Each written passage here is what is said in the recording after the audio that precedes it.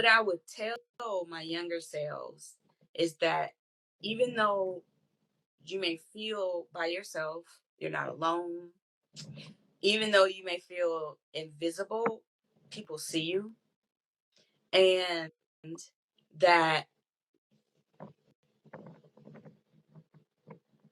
you are loved, and there is a future where you will love yourself.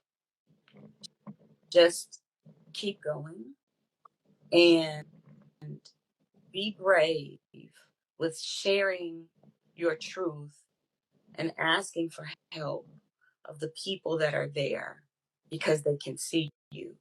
But nobody can help your pain if you won't show them that it's there. Hey yo, G Dash, boy, take your hat off. Fine. This week on Hats Off with G Dash Jones. Hey. You know what you're watching.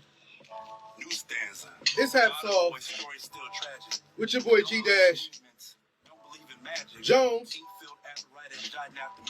Yes. Oh. What's an industry if no one cares what you're cooking up? In today's theme music, I ain't gonna do too much.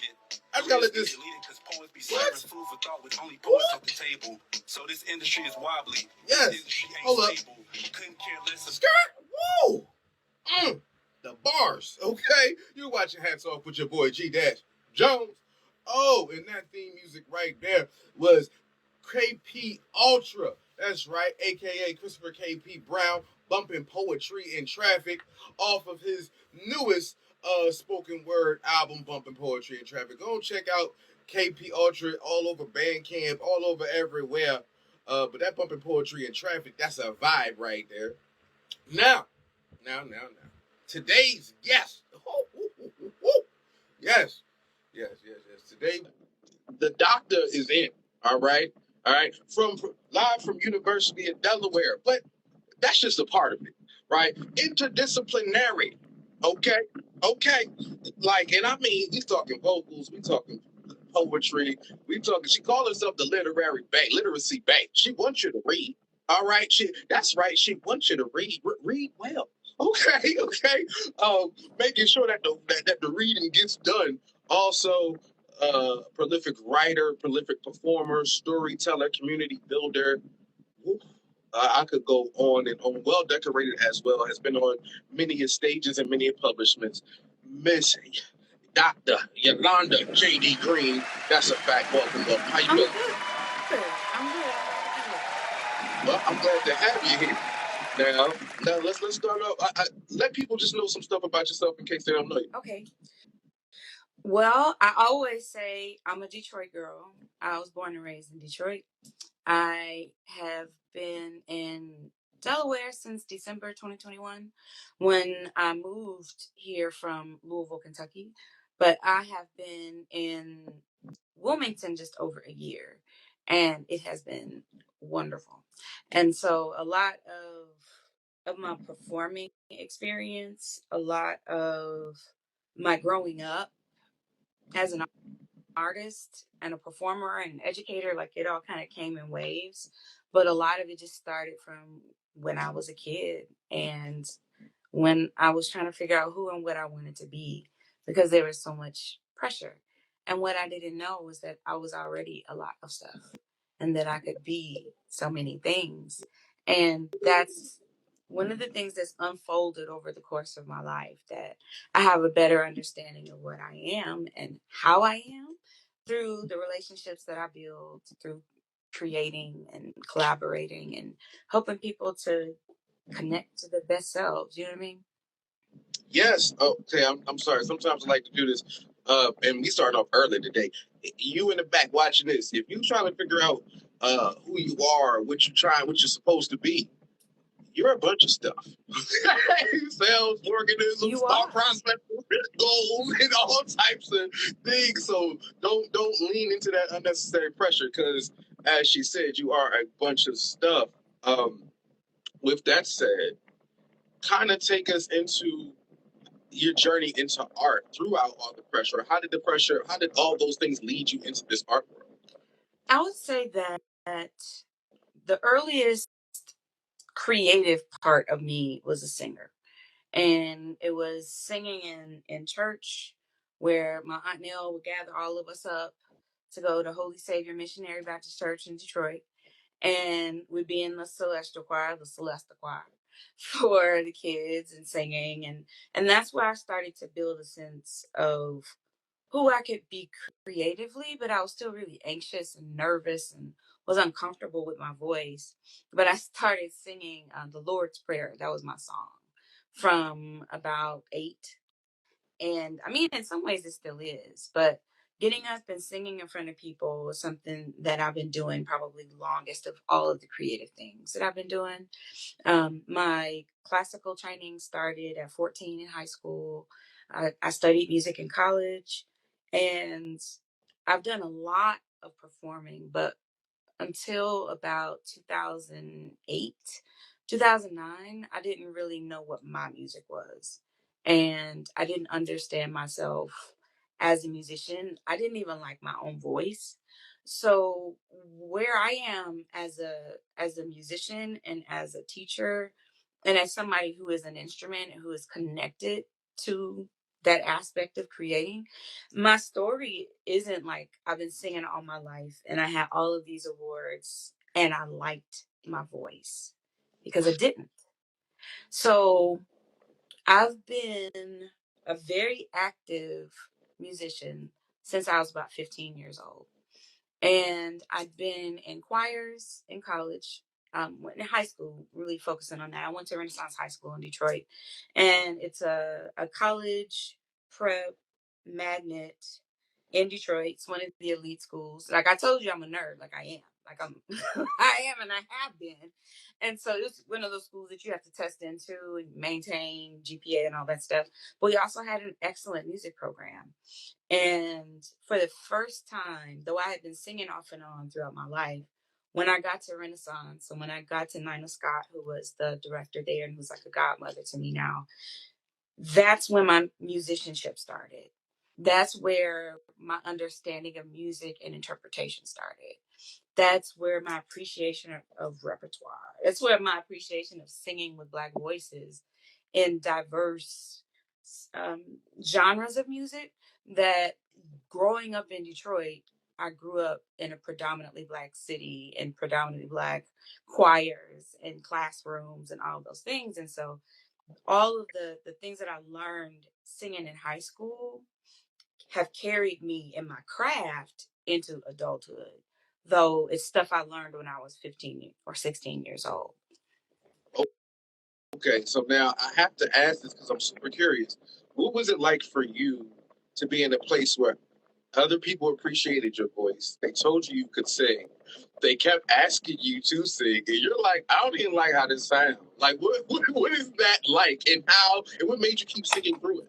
It was super frustrating, and like the cognitive dissonance was real, because like when I think about a lot of the things that I'm not anymore, or the way that I describe myself is as a recovering perfectionist, because perfectionism and the expectation of excellence was always so deeply a part of my life and what other people defined me as. So I was gifted and talented in the 80s and 90s, lots of enrichment programs, after school programs, taking the ACT at 13, type of expectations of academic and like social and personal perfection.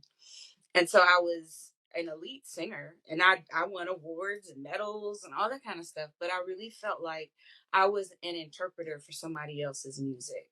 And that I was an instrument that was able to be used like a trumpet, right? But that I may not have been a very good trumpet.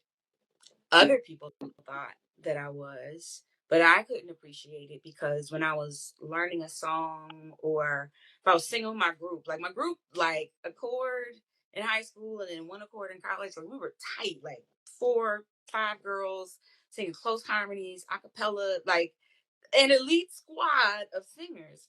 And I would feel that pressure, even though they were my sisters, to sound like somebody else. That when I was given a song, I was stressed out because I couldn't do it like such and such, when I needed to understand how I would do the song. And so there's a lot of this shift between what other people have said that I was, even if those things are true, and the time that it has taken for me to understand and appreciate those things about myself. And that's the good stuff. That's the good stuff, because I was always singing for other people's parents. I was singing for other people, and I was singing for me, because if I didn't sing, I would die. That's still true. And yet I wasn't fully being used or fulfilled with the music, because I was only looking at it um from a deficit like mindset, that it wasn't good enough, that people just, you know what I mean? Like, I didn't have the confidence. I knew I could sing as a technical singer, but when it comes to understanding myself as an artist and as an instrument and as someone with dynamic talent, it took a long time. I was about 30 when I finally understood those things about myself. Okay, so now, well, let's take a moment there, right? You're going in this space or living in a space where vocally your soul isn't matching the technique, not the technical knowledge in your brain, right? You like, I know it this way, but this is only that, and I got it to do it like you know what I'm saying? Mm-hmm. How did 30 happens? What changed and allowed you to know your voice, or allowed you to feel like, click, I got it now? How did that happen? Okay. So you were like, how do you push through? Like, what changed? And it was a period of silence where I wasn't really singing at all, and I was trying to figure out where my voice went and what it could be. And so there are a couple things that I consider like miracles. And the first miracle of me moving into singing professionally is really involved. But there was basically a moment where I was like, what if there was a little jazz club in Louisville that I could sing at during the week? On the weekends, I could hang with all the different players and musicians. It could be the spot for after all of the musicians. Cause like I love like the Harlem Renaissance and the jazz. Like that when people after they do their gigs, they get together and kick it and show out. And I always wanted to be a part of something like that. And it was just like, well, what if I could do that? And what if that existed? And what if? And that what if is something that really bubbled out, because there were a number of things that kind of happened in succession, like dominoes. But I was getting my hair done, and I promise I'm answering your question. I was I was getting my hair done, and I was telling Shanika, she's become my friend, but we didn't know each other very well, that I'd gone to Detroit to sing at my grandma's birthday party. And I explained that I had done an arrangement of Happy Birthday for her. And I sang some of it, and she was like, do you have any music that I can find? And I was like, well, yeah, I got some YouTube videos. Some YouTube videos that my friends forced me to make, because for years I'm not singing on the internet. What's wrong with you? Right. And I finally did it. It was late enough that I just went on and started singing. Right. And I recorded them, and those friends loved them, but they still existed. So I told her about my YouTube, and she watched those, handful of videos. And while she's watching, her husband is behind her also watching. And he's saying, like, who is that? Like, where'd she come from? Right. And his name is James Racine, but he's known musically as Maestro J. And at the time, he was planning the soft launch of a jazz club in Louisville called Jazzy Blue.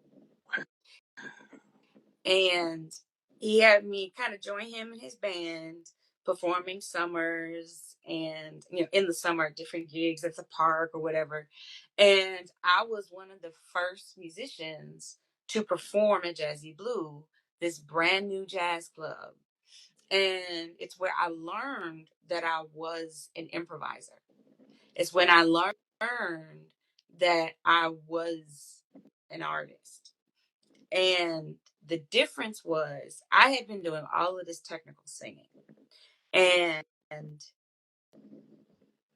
I was terrified because I was a perfectionist. I was terrified of doing poorly.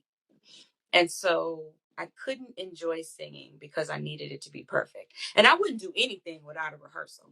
Like, it don't matter what it was. I needed at least one rehearsal. It could be singing. I could have sung the song 75 times.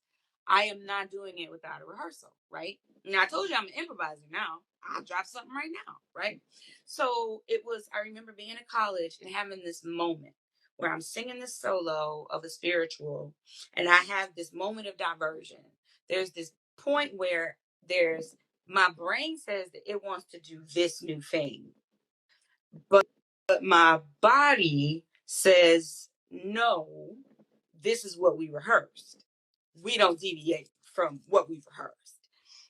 And I was in so much tension between those two things that what I sang was neither one. I messed up because I was conflicted as to what to do. And it took time for me to understand that a stray note is not a stray note is not the end of the world. You know what I mean? Like, and so there's like this soul heart thing that's happening, and then there's this technical mechanical craft thing that's happening. And during those shows, when I wasn't with a choir and I wasn't singing a cappella by myself or with anybody else, but I was fronting bands. I was fronting bands with cats that had not been accompanists in high school. So they jamming, and I'm trying to, figure out what to do on the mic. And I'm singing these songs, but I can't stop. I can't just do the 3 minute. They said like JD will do the definitive version of a long walk. We'll be doing it 15 minutes. Okay. And so when I thought that I might be an R&B singer, R&B is tight and it is very planned out, but I was a soul singer and a jazz singer. And so improvisation is what came out when I was working with live bands in a way that it did not and could not when I was singing in more formal spaces. And so I had to do some things that I had never done before in order to build the passion and craft and knowledge that I could do it, because I didn't know that. And at the shows, people were like, okay, so do you have any music? And I would be like, no, I don't. I do covers. Have you noticed? I don't do originals. And then people are like, well, you should record an album. And I'm like, but I don't. I'm like, well, all my friends are musicians. I'll just ask them. And they were like, no, we're not going to write songs for you. Write it yourself. And I'm like, but I don't know what I'm doing. And they're like, but I did it because the right people came in alignment in that time. And so part of what has kept me singing is the understanding that it's not just a vocation and it's not just a pastime. It is absolutely critical and crucial to who I am as a soul and the ways in which I connect with other people. And I could get really metaphysical and philosophical when it comes to performance and singing and that transference and agreement of being in a space that we're going to breathe in it together and have this moment that'll never exist again. Don't get me started because I can just keep going. But I sang through and I pushed through those things because I finally understood that my voice was unique, that it was beautiful, and that I was able to touch and help people when I understood the power of my own voice. Woo! Listen, in case you don't know, you watching Hats Off with your boy G Dad Jones. Oh, listen, I just need to look around because there was gems being dropped. I can't control it. They just gonna fall out the sky, bust you in the head. So that we only on question 3. I don't want y'all to think we only got. Listen, we need, and I'm gonna go here now because I feel like this is what's interesting. They asked you to write this song. You like, I don't even know how to do this. What do I do with my hands? Like Talladega Nights. And, and that's it. But during that time, and I don't know if this is a parallel time frame, so you have to clarify this. But when did you start writing poetry during I life? have been writing poetry since high school. No, that's not true. I've been writing since high school. I wrote a poem in like the 5th grade, but my teacher and we didn't get along. I wasn't accepting her feedback. It was by my grandma, and I didn't like it. She was like, "Well, it's not my grandma," you know. So that kind of took me off of poetry for a while. But I was really proficient at writing essays. I was a great. I'm telling you, I was a nerd. So I was really great at writing papers. They weren't necessarily creative papers though. I started writing creatively in college to grapple with my mom's illness and then ultimately her death. So a lot of who I am creatively goes back to the loss of my mom, but also my understanding of who she was as an artist, as a Black woman artist in Detroit, and not being an artist but being artistic at home. But she made everything beautiful. She grew flowers and she did silk arrangements and she sewed and she knitted and she crocheted and she did hair. She did nails and she covered shoes with different fabric and she drew painted a mural on the wall of my nursery. Like there were so many ways that she was an artist and a creative person that I could see, that the only way that I could really connect with what I needed to feel about her loss was writing the essays. And then the essays, especially after she died between my junior and senior years in college. And so when I came back to school my senior year, that's when I started writing poems because I needed language, and not just language because I had words, but I needed syntax. I needed the ability to say a lot in an oblique way, but that gets to the heart of what I mean. That I can say, I'm very sad because, or my mother was my first and best friend, or, I can say these things, or I can say my mama had a sneaky bastard of a cancer and start from there to talk about the stomach cancer that she had. And it's a sneaky bastard because it's diffuse gastric cancer. And so it's not one tumor, it is in the lining of the stomach. And you don't get symptoms until it's already spread.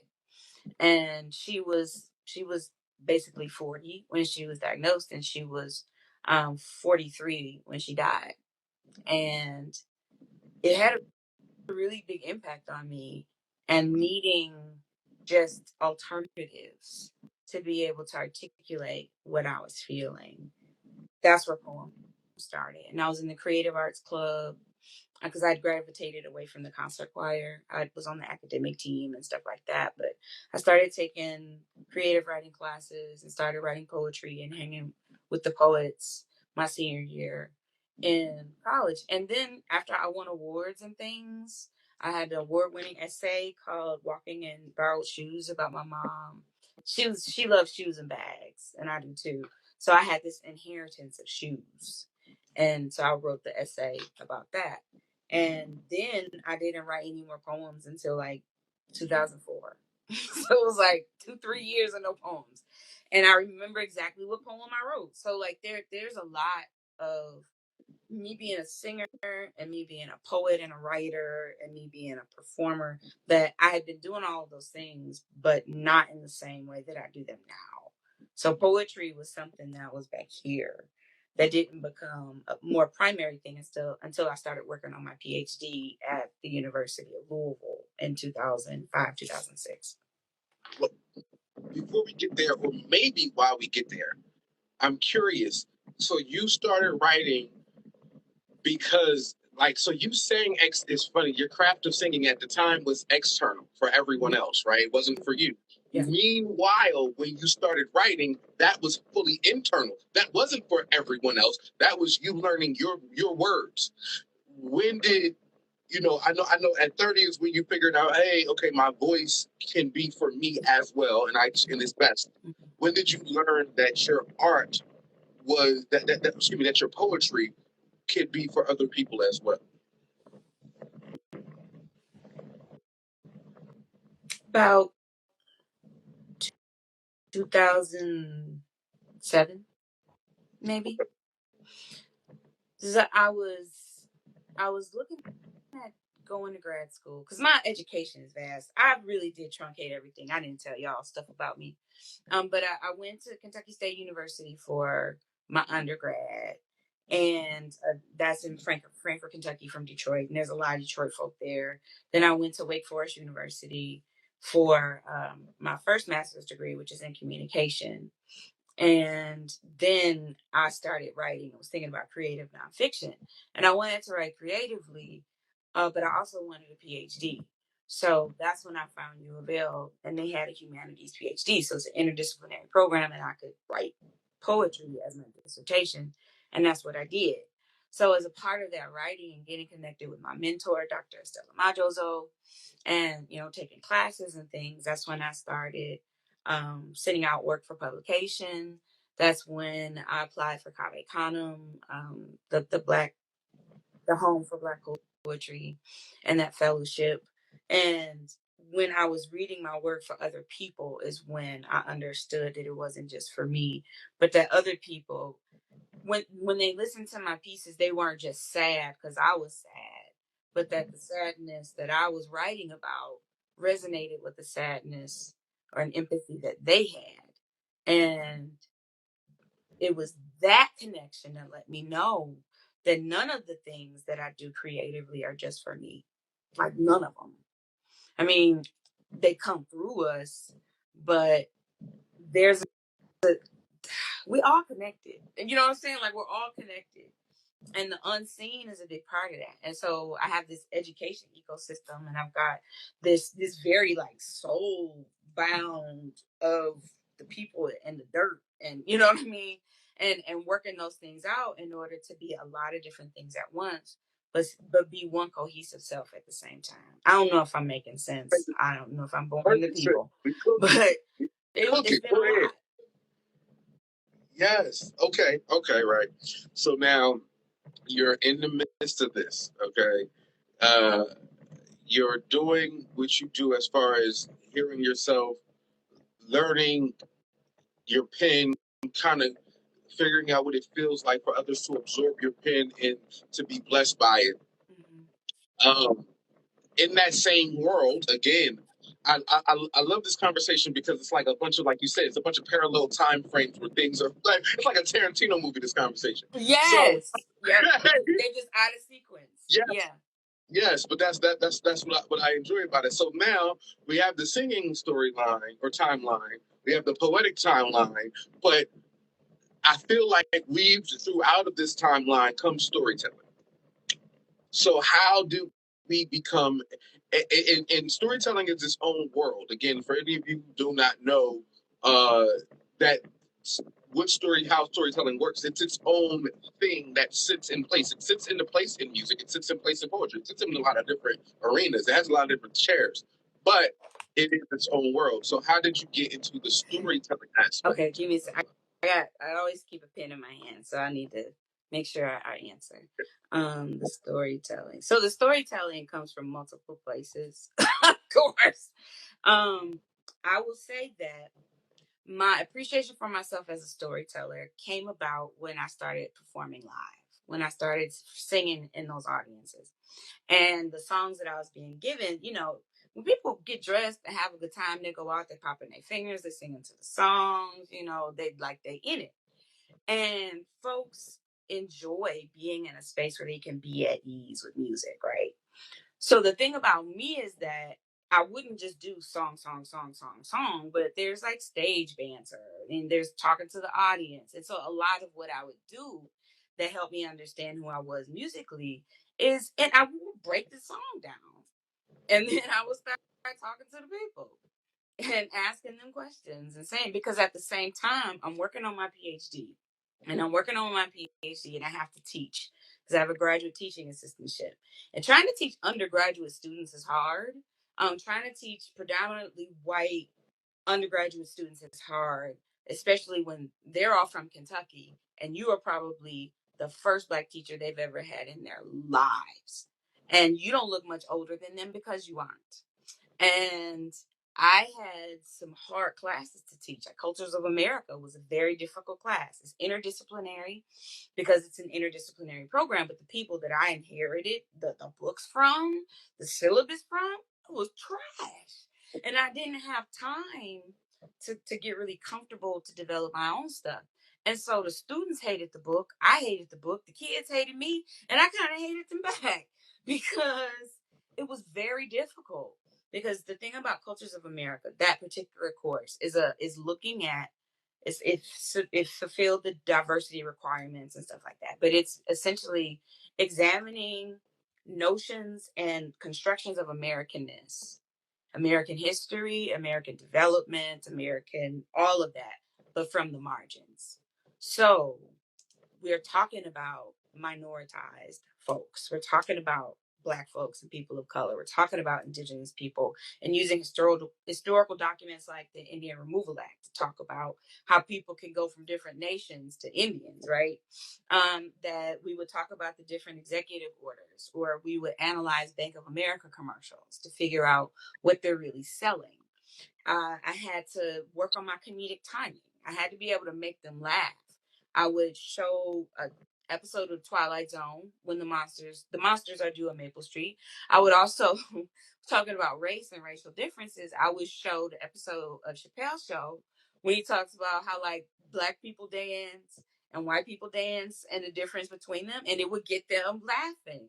And so I would have these conversation, like these discussion based classes that they come in the door and I would have them reflect, and then we would start out with conversation, and then we would move through the readings and I would facilitate that. I very rarely lectured because that's not engaging enough, but it was through working with students, needing them to understand that what I was giving them wasn't poison and that they could trust me. And I had to figure out my delivery so that they wouldn't say that she made it a Black history class and everything was Black, or she made white people feel bad, or all of these things. I ain't got no. You feel bad, you feel bad, but you don't have to feel bad. You just have to understand our collective history. And so while I'm teaching and I'm getting my teaching chops up, which you do need chops to teach, I'm also getting my performance chops up, and they feed each other. So I can use the comedic timing that I'm developing in the college classroom when I'm also singing a song about crushes and get to talking to the audience about what a crush feels like and get them laughing and getting them connected, right? All of those things work together. The thing that made it all go kaboom for storytelling is that I started doing improv comedy.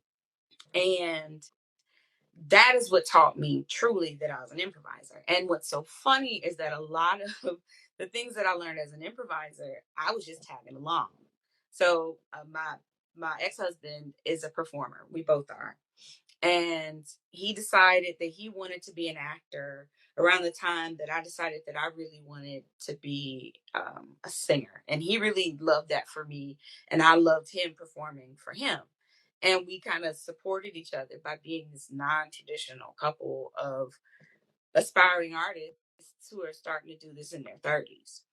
So one of the things that he really wanted to do was take an improv comedy class, which he did pretty well in. And then there was a tryout for a team. And I went because I would always tag along, just like he tag along to mine. And I noticed that everybody that came participated. So I participated too. And at the end of it, and it was one I can still remember some of the jokes from that play, just improvising with people, that I got offered a spot on the improv team too. And then underwent training as an improviser.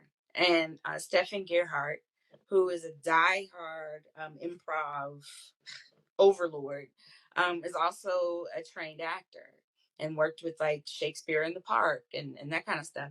And so it helped me understand that I was an actor and that I could, there's different types of improv games, right? I was good at singing games. There's stand and deliver games. There's, we do something like Tony Awards. So you're in a scene and somebody yells Tony Awards, and you have to immediately start singing the lines as you sing, that kind of thing, right? And there's also monologue games, like a herald. And I learned that I can do a monologue about anything with no prompting, no study, no time. I just need some time to think, and then the words come. And so there was this melding of me being a poet and a creative thinker and writer, right? And there's this use of my voice as a singer and as a way of kind of connecting to people. I was also doing vocal workshops where I was a teaching artist that they would bring in at the Kentucky Center for the Performing Arts in Louisville, and have a master teacher or an arts educator to come and show what they do to administrators in community centers, detention centers, inpatient treatment for teens, things like that. Then they would give them a small grant to bring a teaching artist in to their center. And a friend of mine wasn't able to do it, so she called me in, and I'd never done it before. And the Institute was the beginning of me offering workshops. And those workshops were like creative workshops, they were song workshops where I was paid to go to Wilderness Road, to the community center, to work with the seniors that are there to get them to sing. If it was around Christmas and they wanted me to go to the old folks' home to sing, and they'd be like, "Oh, honey, you don't want to hear me sing." And I'm like, "Actually, I'm literally being paid American money to get you to sing. Like, this is why I'm here." So I had to figure out the different types of techniques that I could use to help other people be vulnerable enough to sing. And I often did that by singing. And then other people could be like, "Okay, I sing Somewhere Over the Rainbow because that's like my favorite song." And people are like, "Well, I mean, you can sing. So, like, are you just showing off?" And I'm like, "No," because it took me a long time to be comfortable enough to just drop a song like that. For me to be able to say that I love my voice enough, that I have confidence in the ability to share it, and that if you'll trust me, I can help you get connected to your voice so that you can love your voice and you won't feel so judged or alone or exposed because you have to sing, especially when we're singing together. If we sing as a collective, your voice is just being added, it isn't being ridiculed. And there's power in song. So, I have a whole spiel about they pulling from my experience. I always talk about how I didn't love my own voice. And the thing is, like, when you talk to people about their voices, a lot of folks, I would say the overwhelming majority of people would say that they don't like their voices. Not necessarily when they're talking, but when they feel like they've been talking too long, if they have recorded themselves and hear their voices back, they don't like the sound of it. It makes people cringe, right? But your voice is you. Your voice is you. The same voice that you have when you come screaming into the world is the same voice you have when you take your last breath. And your voice is a part of you your whole life. So when you are sick, your voice is sick. When you're depressed, your voice is depressed. When you're hungry, your voice is hungry. When you're pregnant, your voice is pregnant. When you are excited and confident and exhilarated, so is your voice. And the closer connected we are to our voices, understanding that they are this divine part of us that we get to share and experience collectively, it makes it easier to sing and don't feel like you have to get paid to do it. Everybody don't need to get paid to sing. It's not for everybody to do that. It's not, I don't need to be getting paid to be an architect. You could give me the money, but it's not going to work for me. But I can appreciate what it is that you do, and if you can help me understand a bit how to do it, I can have some confidence that I could do that. That's something that I'm interested in, not necessarily something that I have to make a living out of. But our voices sustain us, and they keep us whole. We can sing ourselves well. We can sing ourselves free. And when we connect to the power of voice, particularly collective voice and collective song, nothing is impossible. And I know that because of what I've come through and what I understand comes through me. Mm. Listen, okay, a couple things I'm going to just highlight real quick. If you're watching this, it's Hats Off with your boy G Dash Jones. I have the amazing, the well-decorated poet, performer, doctor, all the things. We gonna talk about it, but the things I want to mention, two things that like screamed at me that I want to kind of let people know. Hey, as she said, sing yourself to freedom. Like she said, let your voice be free. Don't be just charging people because if you know it ain't there. But like sing yourself. But feel free to let it out when it's just you, because that's what makes you feel free. Now there are people that won't even sing by themselves and not ask. Yeah. They won't even sing alone. Yeah. And if you're one of those people in the back, turn the shower on next time when you scrubbing up. Get the vocals, okay? Let it out. Also, interesting that you went here, right? From an improv standpoint, right? Now, mind you, I'm an improv poet, so I can identify with a lot of the things, and I actually kind of went through the effort of learning the things. One of the something that you mentioned that I know of that people don't always equate to improv is, and you ain't saying it this way, but the ability to know stuff, right? Like you can monologue on anything, you can yes and anything, right? Yeah. But the reason why you can do that is because you took the time to just learn stuff. Like when you say you were a nerd, it's because you'll take the time and figure out what is this? I don't know. I'll figure it out, right? And I feel like that has helped you build into your pen. That has helped you build into your artistry as a whole. Now, where that takes me, right? When I think about you as a storyteller, as a poet and as a performer, now what you became is somebody who can wrap those things up into your performance, right? Your musicianship, your poetry, and your storytelling, which is why if people are watching this, they probably didn't notice that I didn't say spoken word artist on purpose. But this goes here when you blended all the things, right? When you perform, what made you blend all these? Oh, you're breaking up. Oh no. Hello.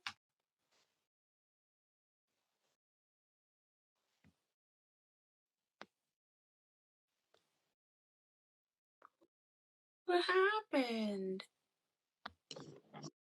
Oh, okay. So can you see me? Yes. Okay. Okay. So can you hear me? Yes, I can. Yes, I can. What were you saying? You were asking the question.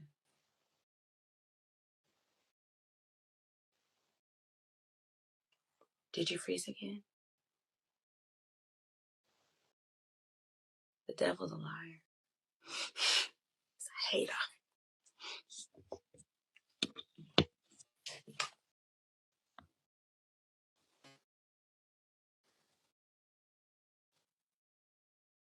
Can you hit? Because I'm with you. Okay, I can hear you and I can see you. Okay, good. Now, what makes you decide to blend all the things, right? To be an interdisciplinary artist, to make sure that you can to use all the stuff together to make a world, again, so that you don't look at it as a spoken word artist, but more so a transdisciplinary storyteller, essentially, is how you look at it. Why is it that way for you? I'm stubborn. And I was gonna say indecisive, but that's not true. I want things away, and independence and the freedom to do what I want to do is really deeply ingrained in me. And so most of my life, and the expectation for people is that you have to be good at only one thing. that it's gluttonous to be good at more than one thing, that it's indecent, that it's indecisive to be good at more than one thing. And the way that I was raised is like holistically, it was that I don't feel like, especially now, that I need to chop myself up into pieces to explain who and how and what I am when I understand that I'm an interdisciplinary artist and performer. And a lot of that understanding actually started in high school. We were doing poems and improvising scenes and all of these things that I didn't think of in those terms. But I learned how to be a performer when I was 14 years old. And it's that grounding and that foundation of performance, of stage presence, of calm, of using anxiety and nerves as the energy that you need to lift you into the energetic space that you need to be in to perform. I had to learn how to emote, use my face as a singer. It's the same stuff that I would use if I was improvising or when I started working in the library, because we ain't talked about me being a librarian yet. Being a librarian came after getting my PhD and being a writer and a poet and a singer who couldn't find a job and started working at the library as a page and had fallen in love with libraries on the other side of the desk when I couldn't find a job for 2 years after getting my doctorate. And after that, I worked my way up. This is 2013, September 2013. Worked my way up from a part-time page, shelving books, emptying book drops, and all of those things. Went to a part-time clerk, then hot second, a half part-time library assistant. So I'm doing programming now. I'm working with youth services. And then immediately after that, within the course of basically a year, I became a full-time library assistant in my library. It's the Louisville Free Public Library is like 17, 18 branches. And the one where I was, Shively, was a small branch. And so I was, even though I didn't have a library master's degree, I was the children's librarian. And to librarianship, particularly as a Black librarian, as a Black woman librarian, as a Black woman librarian who is highly educated, as a Black woman librarian who is highly educated, who has multi talents, is an experienced educator and facilitator, is someone who seeks to connect people through song and story and all of those things. I was able to develop as an artist working as a children's library lady in the library. So the storytelling became literal. And it's like reading with feeling when you're a kid. I just did it really well. I am a great reader and kids loved it. But I also would sing books. So I would, if it was a book that was based on a song, like a children's song, I would sing the book. Or if it was something that was singable, I would just make up a melody for it or find ways to make the reading and the storytelling element of a story time engaging.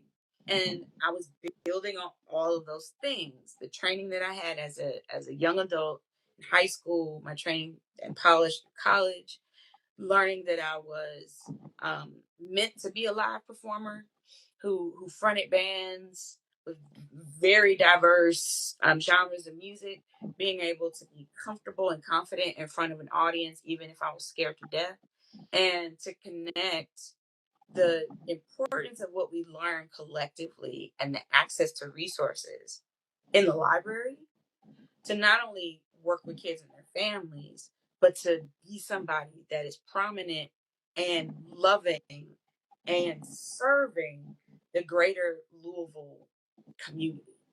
So I existed in multiple layers using all of those things that were me. And even then, it took time. It's still taking me time to figure out what to call myself because I do a lot of stuff and it's related and it's those things are like in my identity. They're just part of who I am. Well, it sounds like, and this is what's dope to me about learning your story. Um, your foundation, you have two foundational spaces to me, and that I hear. There's probably more than that, but this is just where from what we gathered, right? And there's a foundational space in performance, which, and I say foundation because before you were confident on anybody's stage saying poetry, storytelling, or singing like confidently, you were confident in performance first. That's like, and I mean years before everything else, Yep. which probably helped you get through everything else, right? Flip the page, self-proclaimed nerd. The other thing that you were always foundationally good at is research and writing, right? That's the thing. Like you could, so now when you take the performance aspect and you put it with the writing aspect, and then now you added all these other elements to become, to create this world that you bring people into when you're on stage, when they read your work, when it comes from you.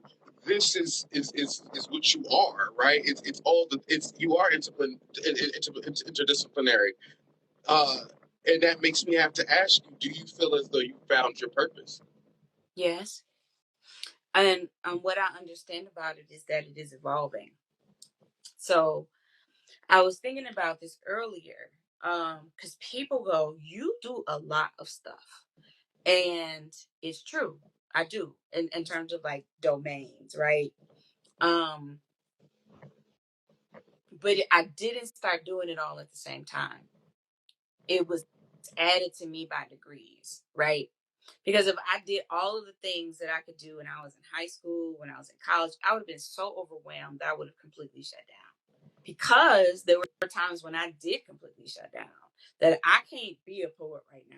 I got to focus on singing. I got to work on my dissertation, and I can't, all of that. But what I noticed when I look back on my life, the last like 16, 18 years, is opportunities for me to pick something up that I didn't know I could do, and then not only excel at it, because it's not about the excellence, it becomes a part of me. So, like jamming your hands in hot water, baby, you're gonna burn them things. But you can handle the heat when you increase the temperature, right? And or even like the metaphor of like people with nails, people who wear long nails all the time, their nails grow out, they don't have any issue with stuff. You go from nubs to stilettos, baby, you can really click clack and knock the stuff all over the place. But if you do it in degrees, degrees, if you do it bit by bit, then it makes it so that you can hold more than you thought you could hold. You can do more things than you thought you could do. So when I was growing up, the idea is to be like a Renaissance man, right? And I went to Renaissance high school. So it was to be well rounded in academics and languages and athletics and pick a thing, right? And Leonardo da Vinci is one of those people that gets to be called a Renaissance man. But a term that I gravitated toward, which isn't necessarily a humble term, but it is what it is a polymath. And a polymath is someone who does multiple things in ways that they have learned and studied math, right? So the things that I do are intersecting and interwoven to such a degree that I'm so used to being expected to separate them out, be only this or this right now, or here's a hyphen, here's a hyphen, here's a hyphen. This is how you stitch your identity together. That I realized that I couldn't just say vocalist, poet, educator anymore, because it's really feeling not even just interdisciplinary, like multidisciplinary. You do stuff in separate buckets. The buckets are different. So you got painting over here in this bucket, you got gymnastics over in this bucket, you've got you have writing in another bucket. And so you do all of these things, these various buckets, right? And then interdisciplinary is like, I'm going to combine some things from this bucket and this bucket, and then okay, so I'm going to cobble these things together and use their qualities, and that's interdisciplinary. But then transdisciplinary is where I'm going, where what you create is cohesive, and it is a kind of solution to a problem. And that problem can be like there's transdisciplinary treatment for someone who has an autoimmune disease. Say somebody has MS, that you can find people that are working with the neurologists, the folks that are working in mental health, the ones that are working in occupational therapy. Like that's kind of it's transdisciplinary in the way that they're able to help somebody be full, right? And so as an artist, and not just an artist, but a performer. And performer is very important to me because what I'm doing isn't necessarily just for the page, and it isn't. It is meant to be experienced. It's meant to create like that. I'm serious with my craft and what I'm writing, right? But I'm also very serious in my craft and what I'm reading and what I'm performing and what I'm sharing. And the dynamism and the possibility of touching people through what's on paper is fine.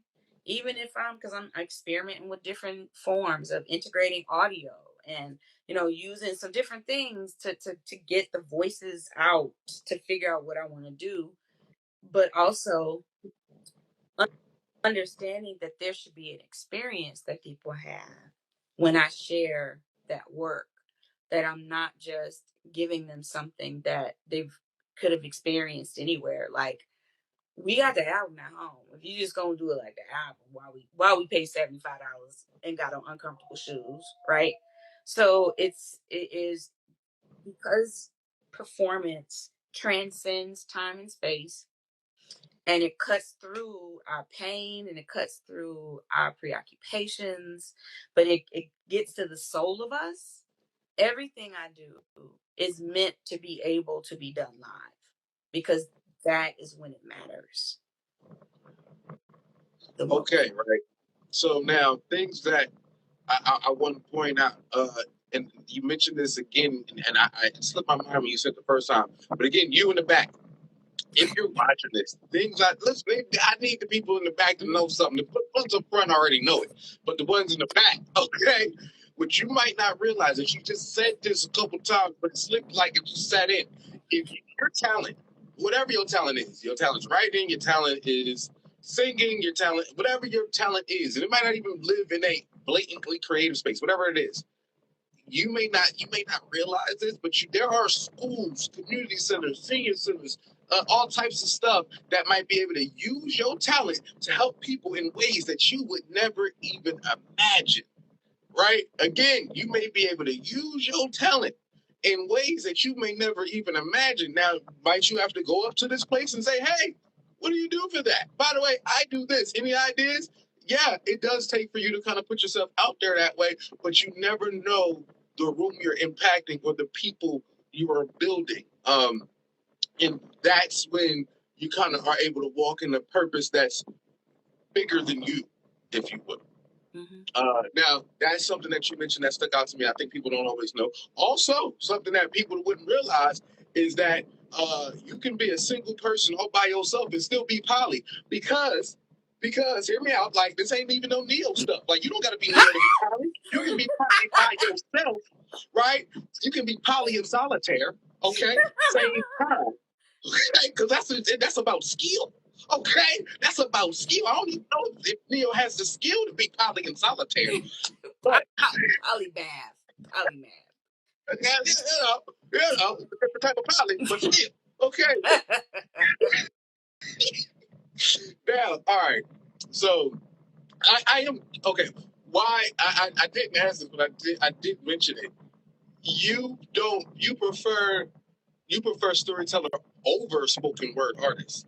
Why don't you prefer the term spoken word artist for yourself?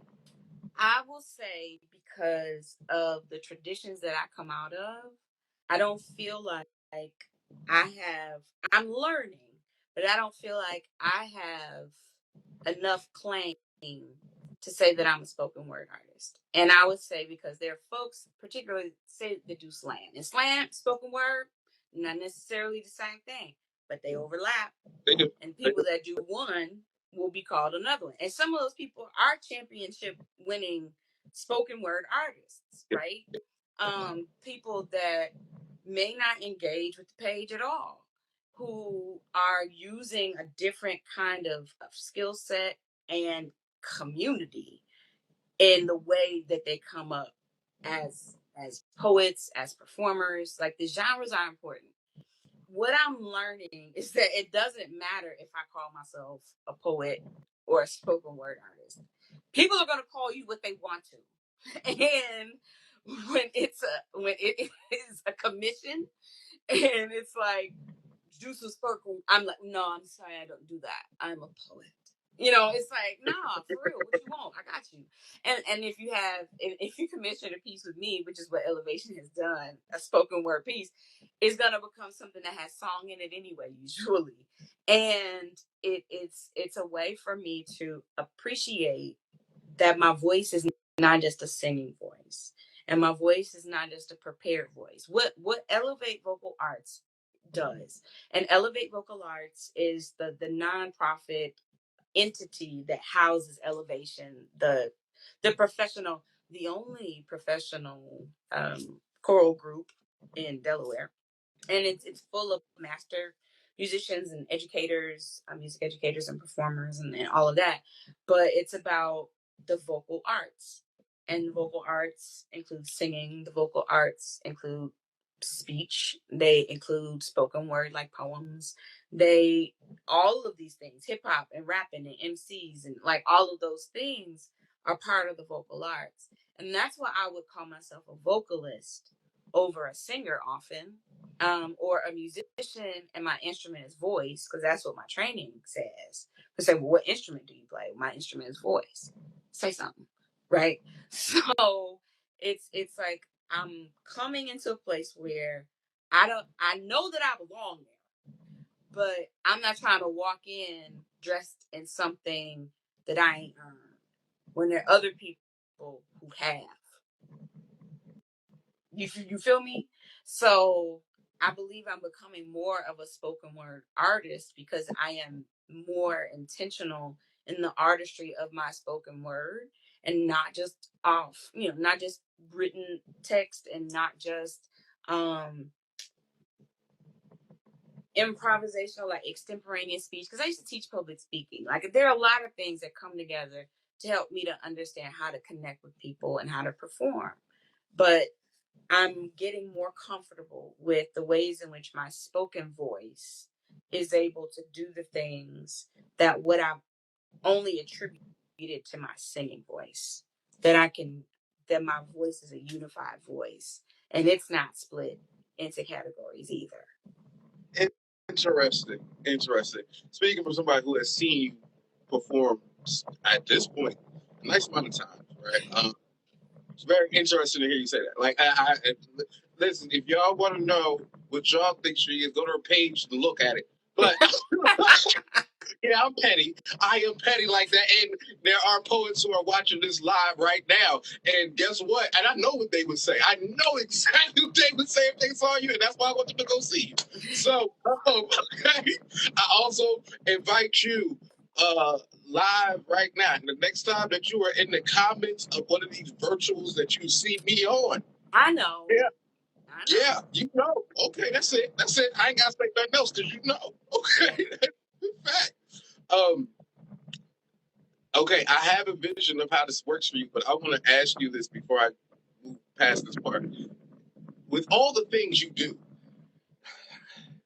do you have a favorite? Like, is there a favorite? Like, this is really what I love to do the most. I enjoy it all, but this one right here, out of all the modalities that you work in, Singing is the most essential part of my being. It is a connection. Like, when I was scared of the dark, when I was like 6 or 7, and I was convinced that there was a monster in my room, I would go under the covers and I would sing like Silent Night. Now, I don't know if it's because it was Jesus' birthday or because I just love the melody, but there was something about singing or singing the Lord's Prayer that helped me calm myself. And what I understood, because you asked me about being a songwriter, and we never actually got there. What I've understood about me as a singer and as a voice is that when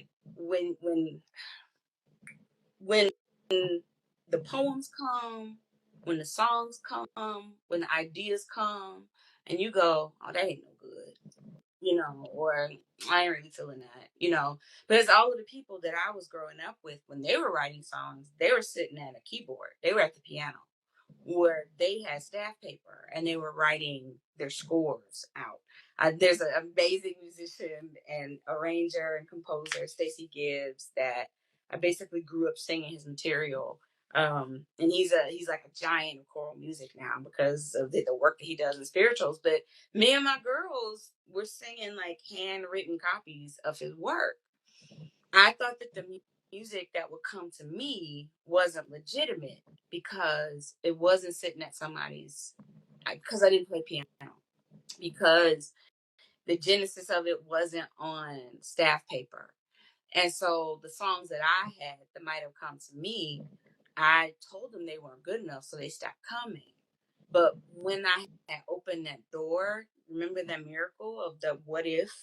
What if there was a jazz club? And what if I could be a singer?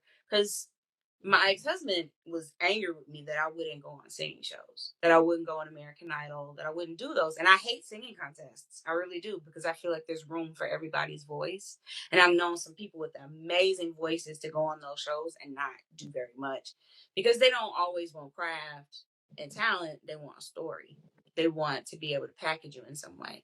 And that is something that I've always fought against. I didn't want to be a gospel singer. I didn't want to be a church mother. I didn't want to be a sex kitten. I didn't want to be an earth mother. I wanted to be able to be me. But all of the things that I didn't want to do kept boxing me out because I don't want to do this and I don't want to do this. I don't want to do that. But when I really got comfortable with singing and my voice, I understood that there were some things that were necessary for me to go through and to deal with. And once I started singing and was open, I had this two little snatches of a song that I didn't know what they were. It was a weird sensation. And we had gotten a video camera because I started performing. We needed to record shows and things like that. So we were in it. And I didn't have anything. This is like 2009, maybe 2008. And so I grabbed the video camera and I just sat on the couch and I just sang this, like, sometimes you wake up and you just know, rock to the edge, but shows into it, shine. Let's know it's by design. Something like that, like whatever the first part was, right? And then there was another part, like, there come days when the sky is clear, but you can't see your hand in front of your face. And I didn't know what that was. And so I would play it for musicians that I knew. And they would be like, yo, that's dope. That's cold. Like, yo. And I'm like, but what is it? What do I do with it? Like, yo, no answer. That one time I'm preparing for a show with the Jazzy Blue Triad, was the house band at Jazzy Blue, and Trey Latham was the music director, the band leader, and he records. He has a recording studio. It's like a production studio, and plays and does his rehearsals and stuff in the church where he works. So I was there preparing, and we had a really good session. We had a really good rehearsal, and something made me go, tell him about that little song thing you have.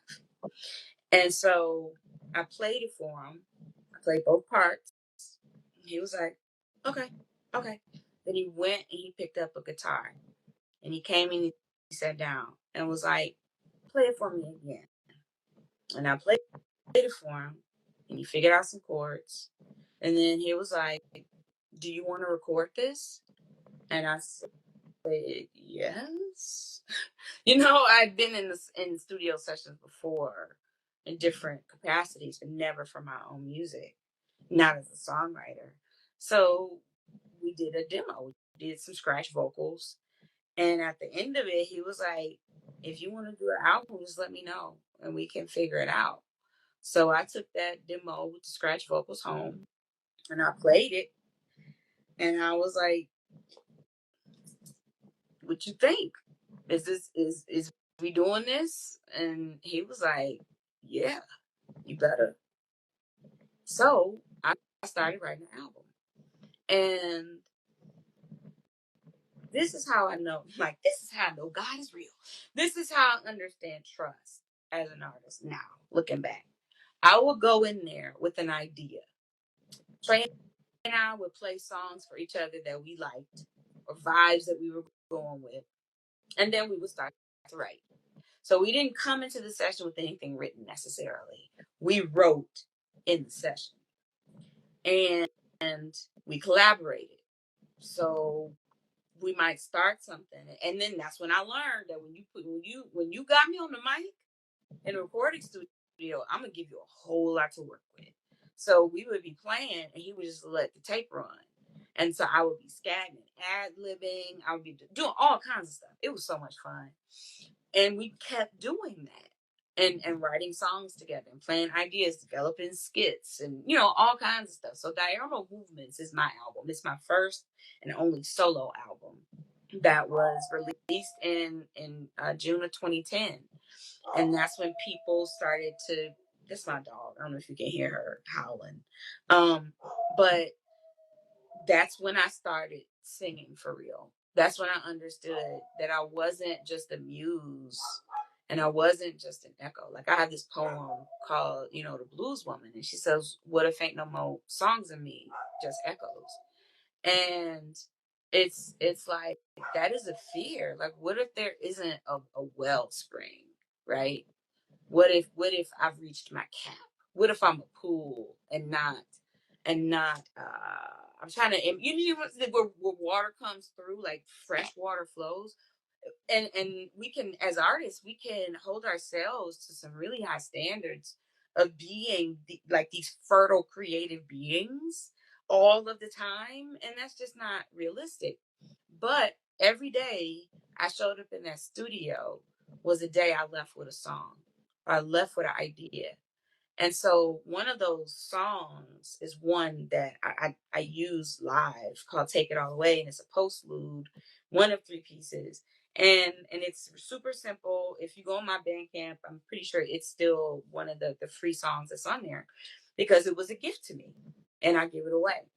So there are things that I was learning about myself in the studio, the way that I sing, the way that I arrange songs, what my vocal stacks sound like, what my skills are, what flexibility I have, developing lyrics on the spot, or going grabbing my poetry notebook real quick and see what I can adapt. There's a song on the album where it's just these musical interludes that are held together by various poems, and I'm just reciting them. I'm not turning them into lyrics.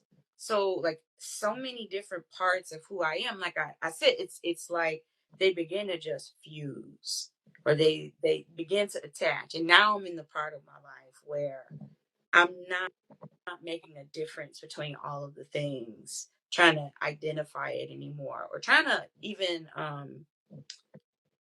defend it to other people who would suggest that maybe I'm not that, because how can you do all of those things? More and more, I'm learning that my life's work has been accepting the creative in me, the teacher in me, the turning vulnerability into a kind of superpower, because I used to not let people in at all. I didn't tell stuff because my fears when I was a kid was weakness and failure. And I don't mean as a 15-year-old kid. I mean like as an 8-year-old kid. And I had to learn to be open. I had to learn to be vulnerable. I also had to learn to perform. I had to learn how to act out emotion. I had to learn a lot of stuff that I still use now, but it's all cumulative. But the foundation of those things is the same. As I'm moving into very new territory, doing the things I've always done, but doing them in a different, more intentional way. That's where I am now. And this is the fun part. Like I'm excited about where I am Listen, I'm excited about it too. Okay, this is one of them. And if you watch this again, you watch Hats Off with your boy G Jones. I asked all my guests this question, and I'm very curious what you say because it literally goes in order. So when you think about all the things, right? If you had to give advice to a younger version of yourself, but that younger version of yourself that you kind of described a minute ago, Lil Londy, Yola, you know. But you give yourself advice, but the year is 2025. So it's a young you, but the young you have to give advice to in going through this era's lifestyle, like all the things that are happening in 2025. There's a lot in 2025. Yeah. This year started with a bang. What advice would you give a young you that had to deal with this world? What I have learned is that all of the Yolondas that I ever was, I still am. And the 7-year-old Yolanda and 15-year-old Yolanda, like it took a lot of connecting with my inner child to be able to do this work, right? I'm gonna get to the answer, but I remember because I went through a lot of stuff.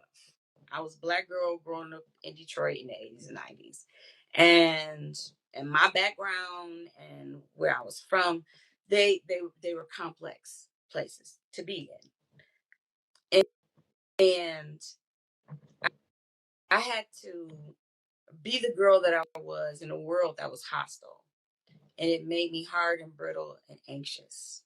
And so there was a point where I felt like I needed to say to one of my versions of my inner child, like, I forgive you for the mistakes that you made.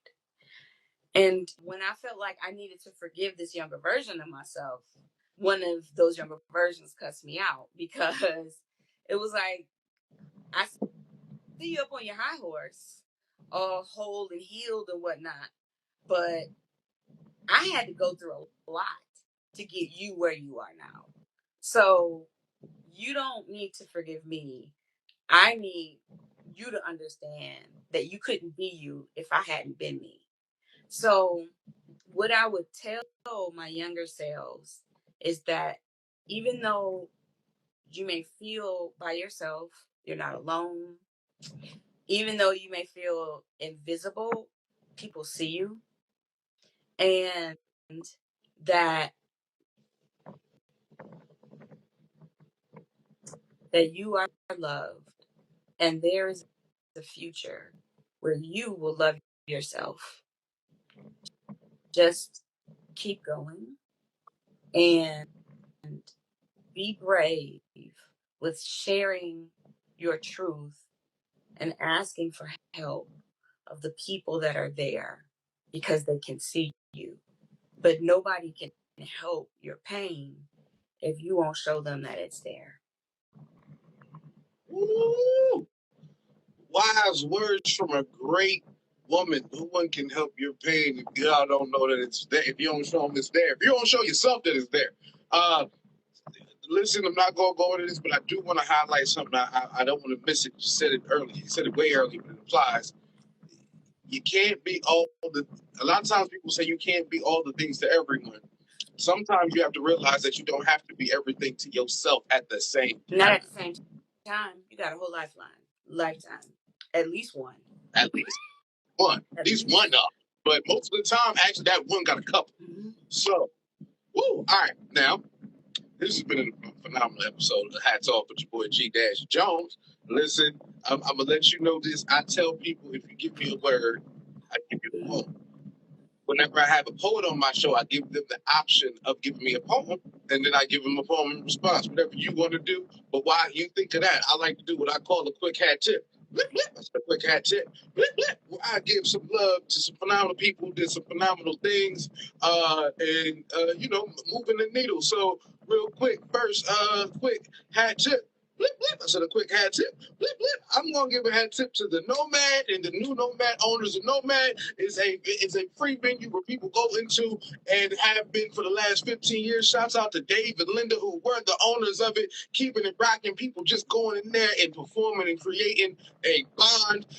And shouts out to the new owners, Jamie and Rachel, for taking over such a space and still leaving it there for the people to operate as it does. If you have not been to the Nomad, and I don't know if you've been to the Nomad, honey, but if you haven't been there, I suggest you go ahead and try it out. Go ahead, catch a vibe. It's in the city downtown. Go and see it somehow. Also, hat tip, blip blip, hat tip, blip blip to the Delaware Cannabis Advocacy Squad. Yes, the Delaware Cannabis Advocacy down Rehoboth. It was a whole advocacy march because right. People still in jail, right? People still they still messing with the prices. They still don't want to they don't want to let the people who could do it, but they playing with the money now. So I don't know if you know, but they playing with the money. I'm telling you. So by the way, I gotta give a hat tip to the people who put together the whole march. It was a global march, but the march locally was in Rehoboth, and I was hosting the thing. So I gotta shout out to Zoe and everybody part of Del Camp for making it happen. That was fire. Also, hat tip, blip blip. I said a hat tip, blip blip. Hat tip too. Okay, there's this thing called the Art Loop. Okay, right? I was there. Okay, me and my man Grillo, Poetic Connections, we went around the different spaces. So shouts out to all of the different places that were involved. Chris White Gallery, Academy for Peace. It was this week was a whole lot of galleries. Last Friday was a lot of galleries involved in that. So I kind of get that tip. But also hat tip even in that space to Huxley and High Road. Right, Huxley and High Road during that time frame. I don't know if you remember, but you was there. Yes, Yalonda was there. Shouts out hat tip to D Spence. Blip, blip. Hat tip to Dr. Tracy Curry. Blip, blip. It was a whole squad of y'all up in there. I said, I was moving through. I said, okay, the whole squad in here. And they had the grub. The grub was delicious. Okay, hey, listen. So hat tip to everybody that was involved. And that was Oscar. That's Oscar's solo show. Shouts out to Oscar. That was the whole. Still up. Yes. The host was Michael of the Lee. Yes. Shouts out to Michael of the Lee. Listen, he's fire poet as well. Shout out to Oscar with the fire art on the wall. Listen, it was a dope affair. Shouts out to Huxley and Hyro for putting that together. A quick hat tip. Blip, blip. Also a quick hat tip. I'm gonna do this. Most of the ones from next week, I'm from this week. I'm hitting next week, but I will say a quick hat tip also to Launcher. When I say Launcher is the Delaware business group that allows for people to help learn how to help them make business plans. The Build from Within Alliance, they had a Barclays vendor fair. People was getting thousands of dollars, y'all, just from being a small business and allowing themselves to put themselves out there. Natural Nest Play Cafe, hat tip to them. The Trash Porters, my guy Chris Boozer, that's a fact. Antojaría, yes. I'm gonna tag all these people in the comments. Aunt Vonda's Kitchen is delicious. The Hive on Lockman, hat tip to them, and Celestial Beauty. All of the big winners. Everybody, listen, they gave away that's my money. But so shouts out to the Barclays vendor fair and pitch competition, as well as the Launcher Business Resources. All those involved. Blip blip. I said all those involved. Blip blip. And last but not least, a quick hat tip to you for being such a phenomenal guest, having such an amazing conversation, dropping gems just all around, just loose gems on the flow. Thank you. Anybody you would like to give a hat tip to? I don't know. I mean, I just want to show love to Wilmington. Like, cats in Wilmington have been really welcoming. Tracy Curry. Hey, Dr. Tracy. Oh, she's still in here. Oscar or Michael or finally like getting to be in the space working with D Spence again. That I get to sing in Delaware. I mean, like, we haven't talked about this, but I was losing my mind when I left Louisville, and I didn't know what I was going to do because I wasn't singing. And so, like, word to Ariane, Harley Emerson, and the whole Eva crew, Elevation, the community that's like coalescing around, that's helping me to be my creative, artistic self and to express it in such great company. I'm really thankful for all of the folks that have embraced me. Well, listen, shouts out to everybody listed. Hat tip to all of y'all. Blip, blip. Yes. With that said, as I told you, you give me a word and I give you a poem, or you give me a poem. What would you like? I think I'm going to give you a poem. I knew you'd say that. We'll see what it is. So do you give me a suggestion or I just drop it? It's you. I just respond to it. Okay. I live it in front. That's it. Okay.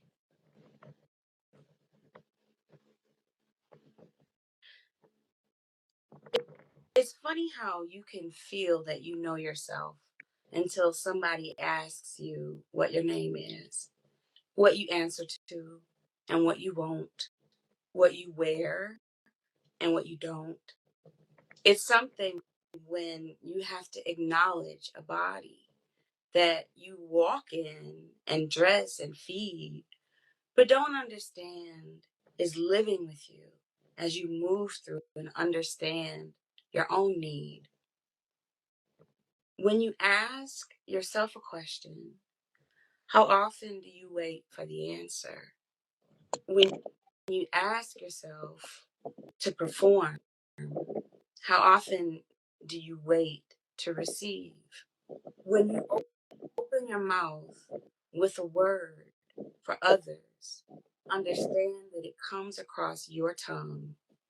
And when you have the opportunity to gather yourselves, to sit, to dance, to sing, to moan, to hum, to love, connect, and be, remember that the gift is not you, and the gift is not yours, but you are a keeper of the door, and only know the questions that will be asked and the answers that you will give yourself when you know that you are and always have been multiple.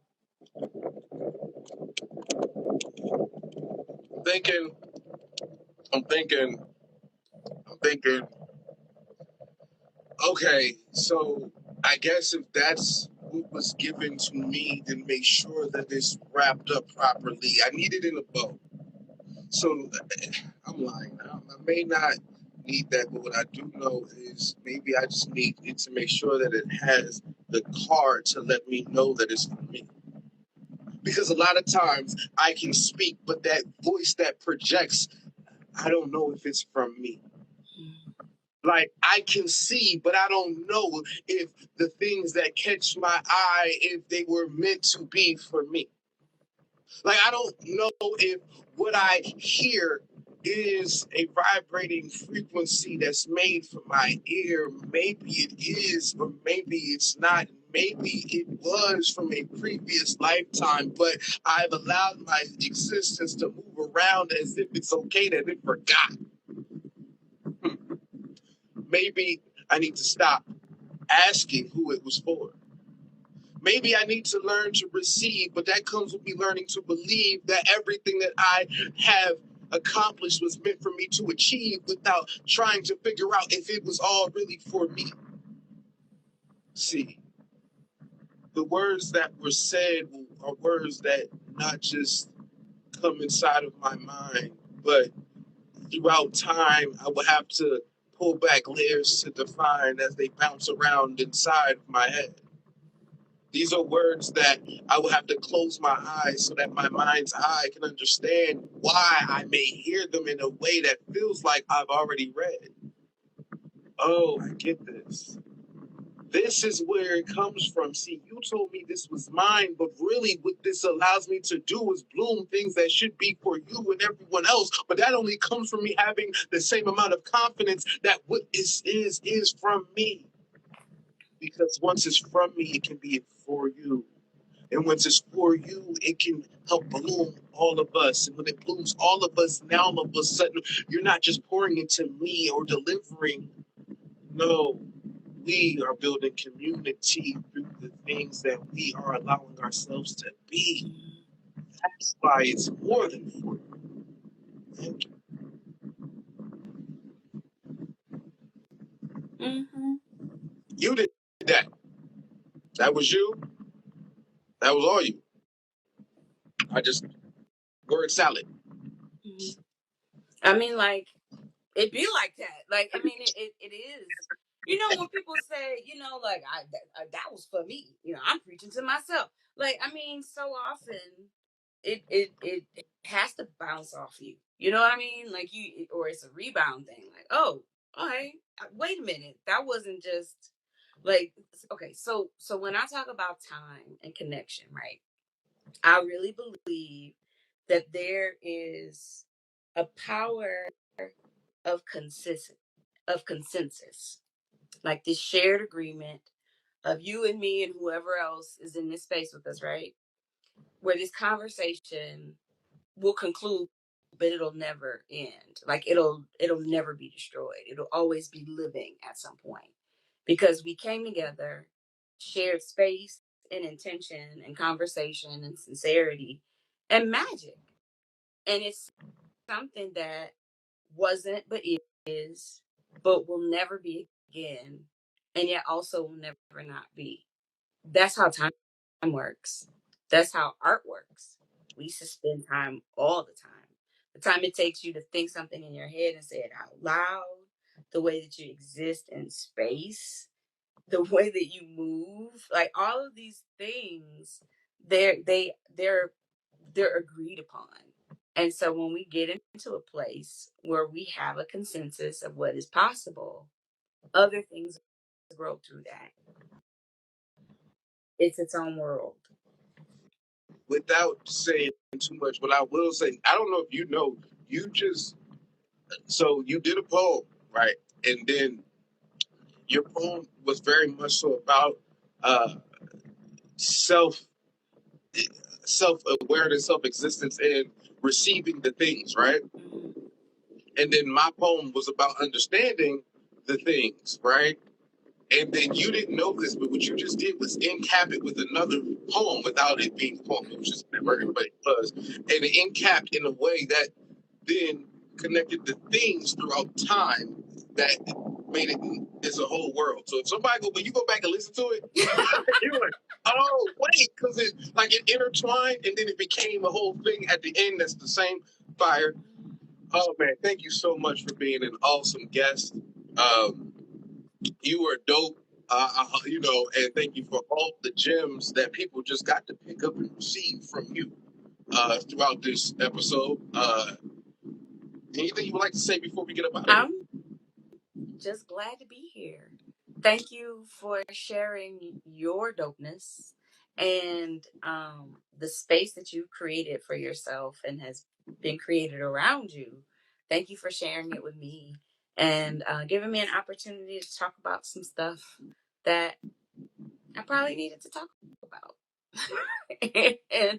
and to, just be more comfortable with who I am in this space as a part of our community. And I feel like this is a really wonderful show of goodwill. And so thank you for sharing your space with me. And I won't squander it. Well, listen, we're not gonna get to a thank you back and forth because I was so say thank you here.